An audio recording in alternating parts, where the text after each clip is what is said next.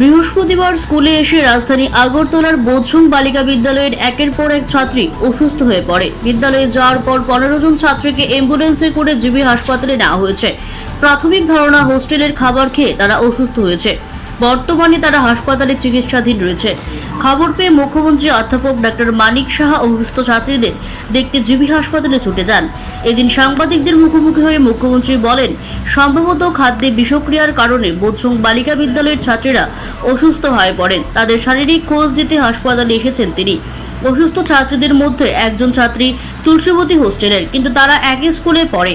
ছাত্রীদের চিকিৎসা সুনিশ্চিত করতে নির্দেশ দিয়েছেন বলে জানান তিনি। প্রশাসনিক দায়িত্বপ্রাপ্ত আধিকারিকদের এই বিষয়ে তদন্ত করতে নির্দেশ দিয়েছেন তিনি। খবর পেয়ে বিদ্যালয়ে ছুটে গিয়েছেন পশ্চিম জেলার জেলাশাসক ডক্টর বিশাল কুমার, এসডিএম মানিকলাল দাস, বিজেপি প্রদেশ সভাপতি রাজীব ভট্টাচার্য সহ আরো অনেকে। যা খবর এসছে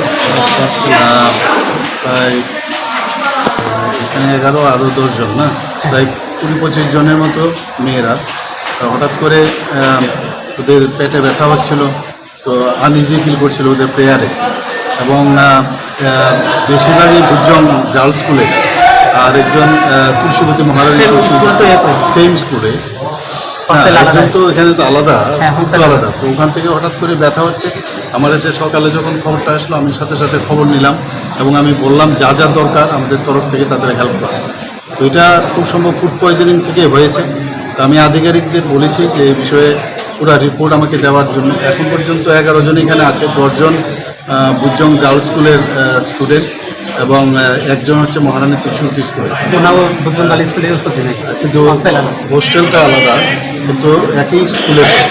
তো এখন ওদের শারীরিক যে অবস্থা আমি দেখলাম, ডাক্তারবাবুরা বললেন যে সবাই সেটেলড আছে, ভয়ের কিছু নেই। একজনের একটু জ্বর আছে, আর বাকি সবাই সেটেলড আছে। আমরা তরফ থেকে আমরা বলেছি যা যা সাহায্যের দরকার এবং ট্রিটমেন্ট যেন প্রপার হয় সেইভাবে আমাদের ডাক্তারবাবুরা সেভাবে দিচ্ছে। এখনও কি কোনো স্টুডেন্ট কি সিরিয়াস রয়েছে কি? না, সিরিয়াস তো বললো না কেউ, সিরিয়াস আছে বলে মনে হয়, অল আর সেটেল। আরেকটা ভালো জিনিস হচ্ছে এনএচএমের যখন খবর পেলো, এনএচএমের যে অ্যাম্বুলেন্স গাড়িটা তৎক্ষণাৎ চলে এসছে এবং ওদেরকে রিট্রিভ করে এখানে নিয়ে এসছে। এটা হচ্ছে সবচেয়ে সময়টা কিন্তু একদম নষ্ট হয়নি। সাথে সাথে ওদেরকে প্রায় 4টার মতো অ্যাম্বুলেন্স ছিল, তাদের অধীনে সবাই মিলে এখানে নিয়ে এসছে। Siri TV, channel for news and entertainment.